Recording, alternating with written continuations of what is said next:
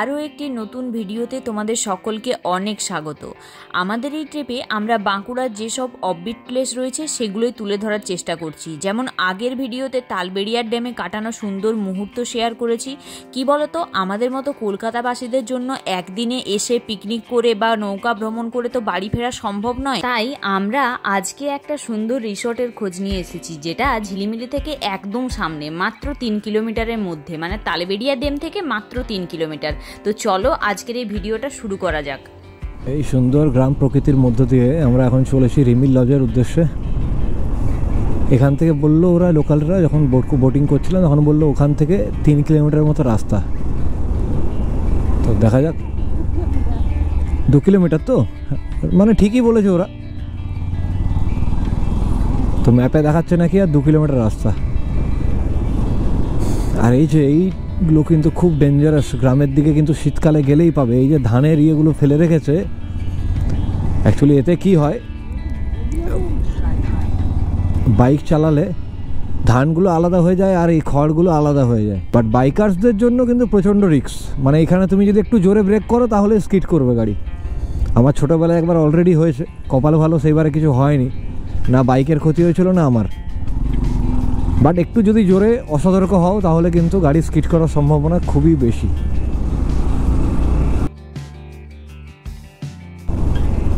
গ্রামের মধ্যেও কিন্তু মেয়েরা বাইক চালাচ্ছে, দেখে খুব ভালো লাগলো। আর দেওয়ারে কিন্তু আলপনাগুলো জাস্ট দেখো তোমরা, শান্তি এখানেই। যেরকম রাস্তা প্রকৃতির মধ্যে দিয়ে, এদিকে জমিতে সব সর্ষে চাষ হচ্ছে,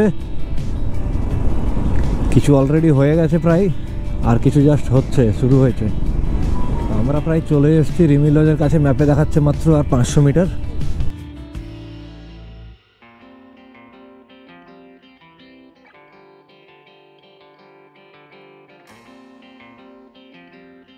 এরকম ভাবে ঢালু হয়ে নিচে নেমে গেছে, দিয়ে আবার উঠছে উপরে। বাহ, বেশ সুন্দর, আর প্রকৃতিটাও দারুণ। এইদিকে জঙ্গল দুটো সাইডে, ওয়াও। আর এটা পুরো দার্জিলিংয়ের মতো একটা ব্যাপার, এরকম করে উঠছে রাস্তাটা। এটাই লজ, এটাই রিমিল লজ মনে তো হচ্ছে।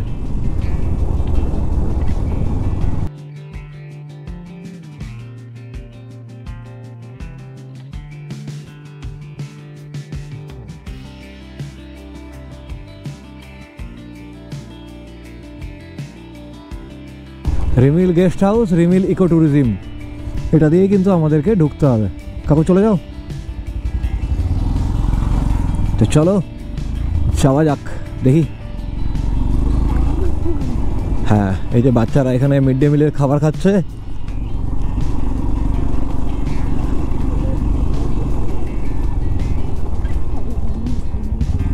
You are on camera, we are also in camera. এই যে ট্রি হাউস,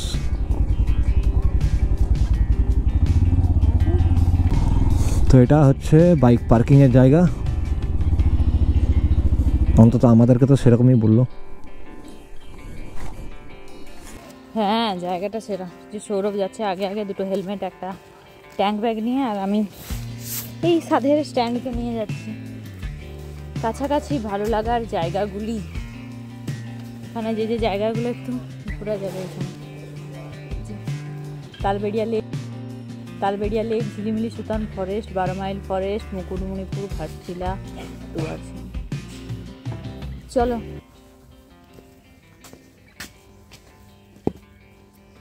ওয়াও, এখানে এসে থাকতেও পারো, এখানে খাওয়ার জায়গাগুলো খাবো ভয়ঙ্কর। আমাদের লাঞ্চ এখন চলে এসছে। আমরা মেনলি হোটেলে গেলে কি অমলেটটা একটু বেশি প্রেফার করি, তাই অমলেটই নিয়েছি। আর এখানে কিন্তু থালি সিস্টেম আর কি, আমরা একটা নর্মাল থালি নিয়েছি, হ্যাঁ, আর সাথে একটা 3টে ডিমের একটা অমলেট। হ্যাঁ, আর এইখানে না বাইরেও বসে খেতে পারবে তোমরা। এখানে বসার বাইরে বসারও খাওয়ার জায়গা আছে, আর এটা হচ্ছে এমনি ডাইনিং। এখানে আমাদের সমস্ত জিনিসপত্র অগোছালোভাবে পড়ে আছে, নিজের ঘর সেরকম। হ্যাঁ, চলো পেট পুজো সেরে আমি বেরিয়ে পড়লাম চারপাশটা ঘুরে দেখার জন্য। তোমরা যারা এখানে থাকার জন্য আসবে তাদেরকে বলি, এখানে রুম কিন্তু মাত্র 2000 থেকে শুরু হয়, আপ টু 5-5,500 টাকা পর্যন্ত যায়। সেটাও ডিপেন্ড করে মানে সিজনের ওপর আর কি। আর এখানে এসি নন এসি দুই ধরনের রুমই কিন্তু আছে।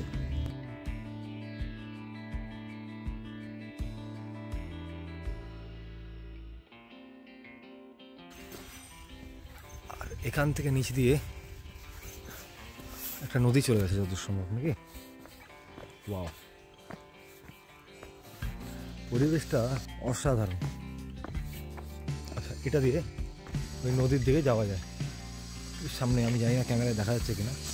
এই গেটটা দিয়ে নিচে দিকে গেলে নদী। এখানে একটা ছোট্ট করে একটা টেন্ট টাইপের করা আছে, বসে বিকেলবেলায় চায়ের আড্ডা ফাড্ডা দেখতে দেখতে এরকম একটা প্রকৃতির সাথে এক্সপিরিয়েন্স কিন্তু আলাদা রকমেরই হবে, এটুকু অ্যাসুরেন্স দিতে পারি তোমাদের।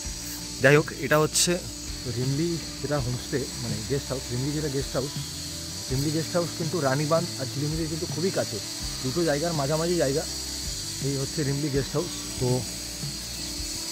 যারা তোমরা 2-3 দিনের জন্য একটা অফবিট জায়গা একদম বাঁকুড়ার কাছাকাছি যদি কেউ দেখতে চাও, তো এটা কিন্তু আমার দেখা একটা সেরা চয়েস বলতে পারো, মুকুটমণিপুর। আর এটা খুব সুন্দর জায়গাটা, একদম প্রকৃতির মাঝে, শহরের কোলাহল থেকে অনেক দূরে।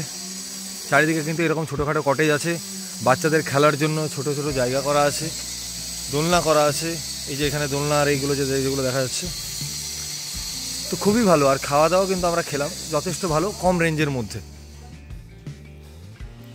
তো তোমরা কিন্তু এসে ট্রাই করতে পারো এই জিনিসগুলো।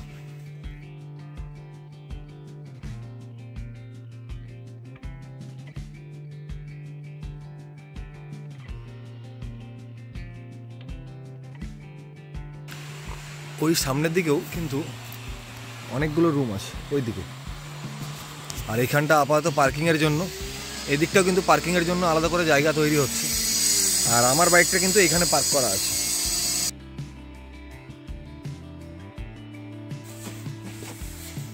এটা হচ্ছে রেস্টুরেন্ট যেরকমটা দেখালাম, ও বসে আছে ভেতরে। এখানে আরেকটা কটেজ আছে, এখানেও কিন্তু থাকার জায়গা, আর এখানে বসে খাওয়ার জায়গাও আছে। আর এই জায়গাটা হচ্ছে রিসেপশন। এখানটা বেশ বাগানে ঘেরা, খুব সুন্দর জায়গা। তো আজকের এই ঝিলিমিলি ট্রিপের ভিডিওটা এখানেই শেষ করছি। তোমরা জানিও কেমন লাগলো তোমাদের। ভালো লাগলে একটা লাইক করো, একটা কমেন্ট করে জানিও। আর কারা মানে এখানে কাছাকাছি আছো, এসে ঘুরে গেছো সেটাও জানিও। আর এই রিমিল রেস্টুরেন্টে ইকো ট্যুরিজমে যারা এসেছিল তারাও কমেন্ট করে জানিও। আমাদের তো বেশ ভালো লেগেছে ভিডিওটা, তাই তো? আমাদের বেশ ভালো লেগেছে ঘুরতে আর কি, সব মিলিয়ে বলা হয়ে যাচ্ছে। আর এখানে ইয়েটাও খুব সুন্দর, পরিবেশটা খুব সুন্দর, খাওয়া দাওয়াও ভালোই। বিল কী হয়েছে ওগুলো মনে হয় সৌরভ বলে দিয়েছে কি না হয়েছে খরচা। এখানে অনেক ব্যাকগ্রাউন্ড আওয়াজ আসছে। যাই হোক, টাটা, বাই বাই। দেখা হচ্ছে তোমাদের সাথে পরের ভিডিওতে। Tata tata. আমরা প্রচুর এক্সাইটেড বাঁকুড়া ট্রিপ নিয়ে। আশা করছি তোমরাও প্রচুর এক্সাইটেড হবে ভিডিও দেখে দেখে। দেখা হচ্ছে তোমাদের সাথে পরের ভিডিওতে। সবাই খুব ভালো থেকো, সুস্থ থেকো, আর দেখতে থাকো সৌম্য লাইফস্টাইল। টাটা।